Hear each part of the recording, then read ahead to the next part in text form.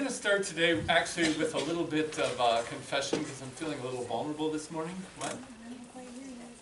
Is this on? No. No. How about that? Okay, let's try that again. I'm going to start today with a little bit of a confession because I'm feeling a little vulnerable. Lucetta talked about the concert that we had last night, and it was focused on suicide prevention. And so for a month, we've done rehearsals, and frankly, I've been weeping at a lot of the songs. We have a Facebook group for our choir, and a lot of members posted about their own struggles with suicide and friends who they'd lost to suicide. And I even posted that about 20 years ago, maybe some of you saw this posting, about 20 years ago I was in the choir at the Fox Valley Fellowship, and this guy had joined recently, maybe in the last 3 months, and he was just a fantastic singer standing next to me. And then all of a sudden one Sunday he wasn't there, and the minister came and said he died by suicide. And I really struggled with that because I couldn't understand how someone who could sing so joyfully could be so sad inside. And because of some family complications and he was estranged from his family, to my knowledge, he'd never had a memorial service. And so I dedicated the service last night to him. So as you can imagine, it's been a pretty emotional month. And it was a great concert, pretty emotional.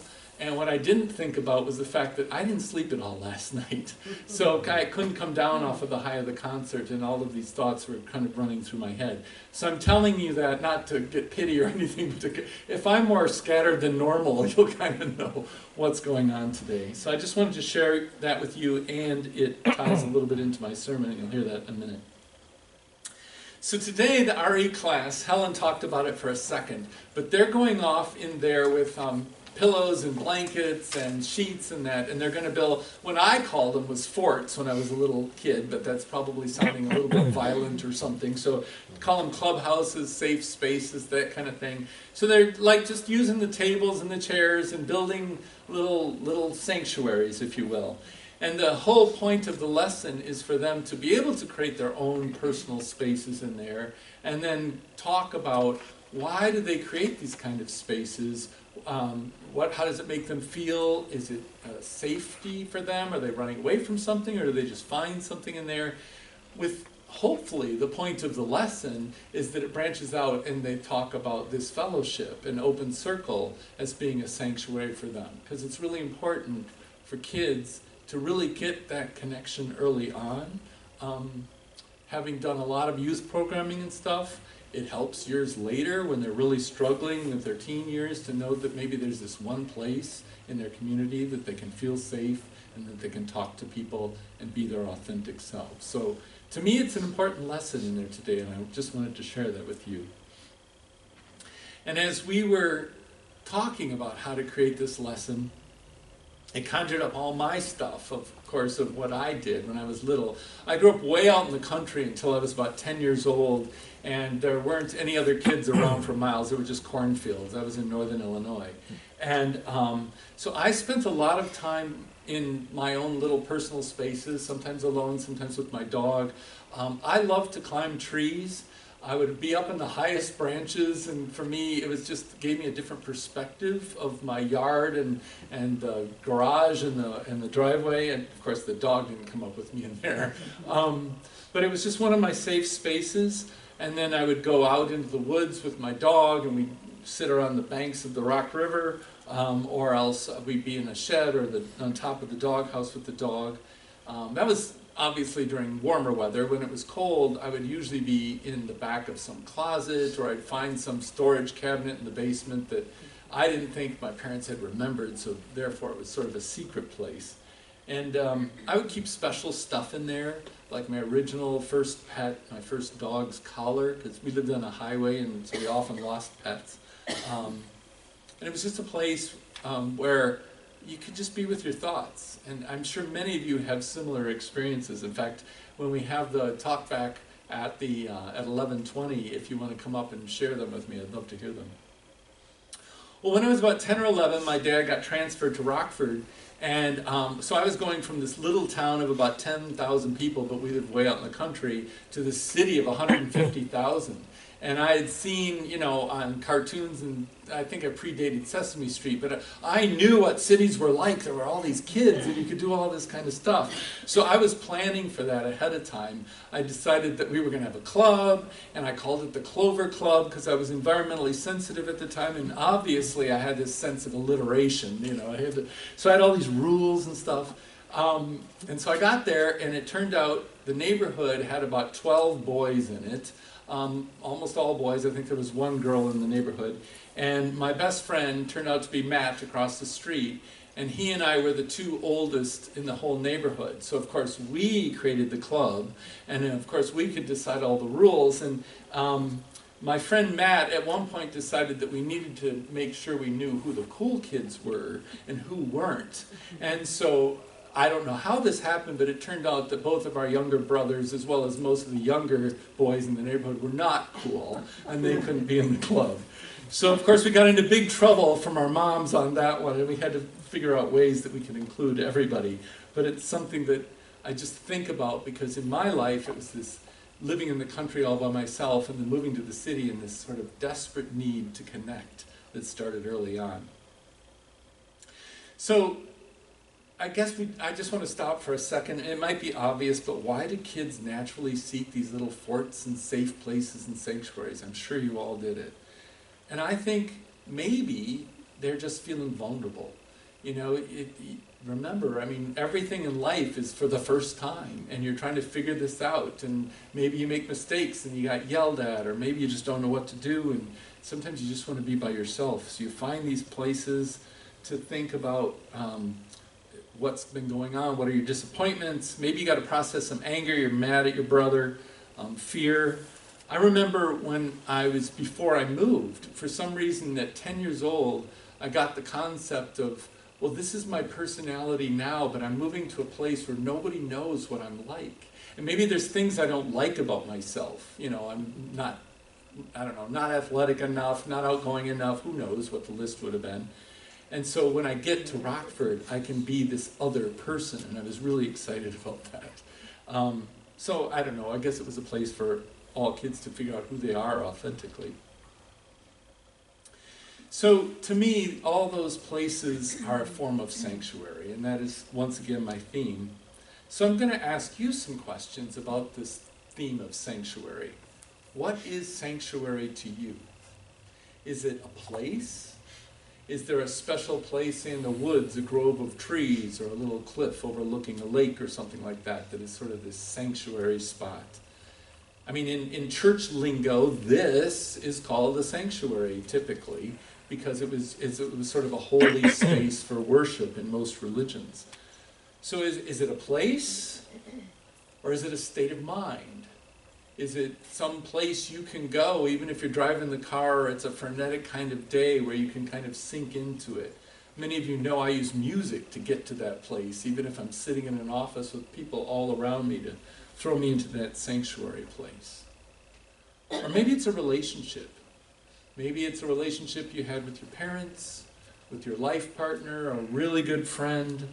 Or I hear the stories all the time of that one aunt. It always seems to be an aunt. There was this one aunt that you could always call and say what was ever on your mind, and they weren't judgmental. They were just willing to listen and help you out with stuff. Maybe that relationship is your sanctuary. So those are just examples, and it made me think about, well, what's sort of the difference there between a private, personal sanctuary and then a communal sanctuary? And if you think about a communal sanctuary, so that would be what I would want our fellowship to be, is a sanctuary where people can feel that they can come here and be authentic and be vulnerable. But that's a lot to talk about, a lot to ask about, to think about. And when you get into those subjects, I don't know if many of you know about Brene Brown, Dr. Brene Brown. She's kind of popular, and I flipped into that before. I've quoted her before in some sermons in the past, and I had to go there again. So I listened to her TED Talk from 2010 called The Power of Vulnerability. If you don't know who she is, Dr. Brene Brown is a research professor at the University of Houston at the Graduate College of Social Work. So she does I want to call it anecdotal, that's not the word I'm looking for, but it's the type of research where it's not necessarily numbers crunching, but it's the type where you're listening to a lot of stories. Her and her team listens to thousands and thousands of stories on topics, and they try to figure out, well, what's the theme? What's causing this? Trying to help them understand how human beings think.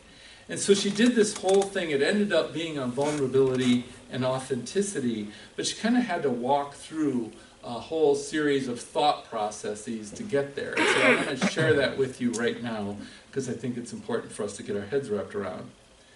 Her first premise is pretty obvious, and I think maybe from my stories I just said, we're all about connection. Human beings, she says, are hardwired for connection from the moment we're born. We just want to be held, we want to reach out to other people, we tend to live lives in relation to other people. Now some people more so than others. I'm an extreme extrovert, so I thrive on that, but other people not so much. But at the end of the day, it's still about connections. And so she was pondering and did all these interviews of people that were in connection, and she could tell that some people did it well and other people really struggled with it. And she was trying to understand, well, what's the difference there that causes this, some people to struggle? And she said it basically boiled down to shame, the topic of shame. And it's just this sense of, I mean, you guys, we all have these conversations all the time. I'm not tall enough, I'm not rich enough, I'm not articulate enough, I'm not this, I'm not that, I'm not the other thing. And so she really wanted to understand what this shame thing was about. And so she kind of dove a little bit deeper in that. And what she came up with was an underlying belief that the people were not worthy to be connected, or even deeper, they weren't worthy, they didn't feel they were worthy to be loved. There was something about who they were and their perception of themselves that they didn't feel they were worthy to be loved, so therefore they didn't try very hard to get connections because they feared them. They feared that whatever this shame, the heart of it, was going to come back and haunt them. So she had to kind of dive into that a little bit deeper. And she came up with 3 C's and a V, is the way I remember it. So she said that these people that struggled with this worthiness and this shame, there were some people that functioned a lot better and others that didn't. Again, she's always dividing things. She's very much a researcher. And so she said that the people who seemed to be able to bounce back from this and really make these connections, they had this courage to be imperfect. And she kind of talks about courage, kur is the root of the word heart, and that someone has the courage to tell their story with their whole heart, kind of to be able to just put it out there even with all of its imperfections. So you can walk in the door and kind of say, well, this is how I've got it together, and like I said to you earlier, I'm working on about an hour and a half of sleep last night, so there's my courage to come in front of you today. And then she said another thing. She said, then they also have compassion. And foremost, they have compassion for themselves, and then it extends to other people. So the courage to be imperfect, but in compassion to be kind to yourself. And then connection, and it wasn't connection with other people per se, this is still an internal thing, it was a connection to your authentic self. So she said, you have to be able to give up the connection to the person you wish to be, or you hope to be, or that you're going to put up for everyone else, and connect to who you really are, and be able to bring that in. And then finally, all that, of course, leads to vulnerability, the willingness to be excruciatingly vulnerable in that kind of a space. So the reason I bring all of that up, it's a lot to handle, but what it's saying to me is if this is going to be a sanctuary space for people, then all of us in the room need to be able to come to this space with our authentic selves and a willingness to be vulnerable. But then we also have to allow everyone else to be vulnerable and be their authentic self. So I started thinking a little bit more about that, especially since this fellowship plans to grow, is growing, and as you grow, you inevitably get a little bit more diversity, and so people aren't always the same backgrounds and come together a little differently. So that's why I chose the story today, The True Adventures of Esther the Wonder Pig. So it kind of made me think about it. Originally, it was idealized as a cute little pig, and I think it kind of goes like, I think we all idealize ourselves as cute little pigs at some point. But Esther needed to be her authentic self, and she wasn't going to be any part of a cute little pig. And of course, she kept disturbing her dad's lives, getting into trouble, and then she kept needing more. She was a very needy pig, but of course, they were always in love with her. So this could have been a different story. Actually, thank you for sharing your story. This could have been the story about, okay, dealing with life's curveballs. We thought we had a little pig. It turned out to be a big pig. We are not set up to take care of a big pig, so we need to find a loving home for the big pig, which is exactly what you guys did.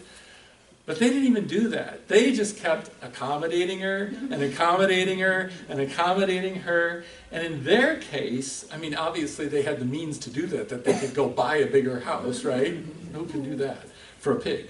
But it eventually led them to a new vision for themselves. They were going to buy this farm and then become a sanctuary for all kinds of animals. So from all this turmoil and things that they had to get used to, it led to a whole new purpose for their life. So I want you to think about that, and then I want you to think about this song we just sang. The lyrics were, draw the circle wide. No one stands alone, we'll stand side by side. In your sadness and in your grief, all the pain it seems there's no release. We'll hold you until the storm subsides. Draw the circle wide. Draw it wider still. So I love that song, Linda. Thank you for picking it, because obviously open circle, draw the circle wide, there was a great connection there, but just the sense of you need to keep expanding and you keep needing to accommodate, like this Esther the pig is getting bigger and bigger, and as the fellowship gets bigger and bigger, and we got to deal with more types of things we need to accommodate. But we are giving people a promise that they can be authentic. Particularly in grief. And that's why I shared that with you this morning, because I've got all these people that have died by suicide heavy on my mind, and it kept me from sleeping last night, and I thought I might as well fess up and tell you what's going on. But it's not just about me, it's people that are coming all the time, if in a sense of brokenness in their lives. It was mentioned in Joys and Concerns that we had the LGBTQ prayer service. It was a healing service. And I get up and I talk about brokenness and all the different ways that brokenness appears in our lives. And some of us are very flamboyant like I am today, and I'm just going to lay it out there and tell you.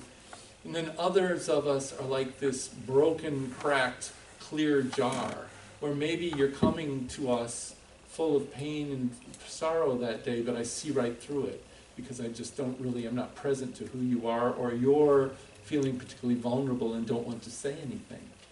So this is the kind of space where, regardless of how that pain comes, we need to be able to recognize it, we need to be able to be vulnerable and share it with each other, and then hold it gently. I think that, branching to the next part of it, I'm sorry, I was going to go on a tangent, that all of that having been said, where people have to be their authentic selves and come here, I do recognize that sometimes people are a bit too authentic, if there's such a thing. So it's all in the context of healthy relations and right behavior. So in other words, I can come here with my authentic self, but my authentic self can't dominate over your authentic self, right? So there's a covenant that we have that we are going to be with in right relations with each other. And so there's a reason why I have the opening and the closing words as they are in the order of service. And if you want to take it out for a second, you can kind of look at that. I've said this before, I've taken the covenant and I've condensed it down to the essential elements, and then I feel like that's what we're promising to be in covenant with each other when we light our chalice lighting words at the beginning of every service. So essentially we're saying, I promise to draw the circle wide and be there in your grief and your authenticity. And when things get tough, because we're not always going to act appropriate, I might be really angry someday and I'm just going to let it go. And I apologize for whoever was in the way of that day. But the point is, you need to recognize that I probably, even though it seems weird, I have good intentions. That's not who I truly am. There's something deep down that's bothering me that caused you to see that behavior. And so stay with me, come back, let's talk about it, that kind of thing. And that's the kind of thing I expect from each of us. But then I have the closing. And the closing words are, may we grow in oneness with all living things and in oneness with ourselves, which is all fine and dandy. That's the interdependent web of all existence. But then the last line we close with, may we be gentle, accepting, and loving with ourselves and with others. To me, that's what Brene Brown was talking about with that compassion. You have to have compassion for yourself first. You have to feel like you are worthy of being loved. So for the record today, I want to say, you are worthy of being loved. And you are welcome here in all of your vulnerability and authenticity. Sorry. There we go. Page is on the wrong side. So I want to close with these thoughts. I love being together in this place. I think you are very authentic. I think you are very accepting. I think you are very loving and very caring. And I treasure the sanctuary of this fellowship. So may we always continue to draw the circle wider and wider still, and continue to be a place of authenticity, vulnerability, love, and caring. Ashe, and blessed be.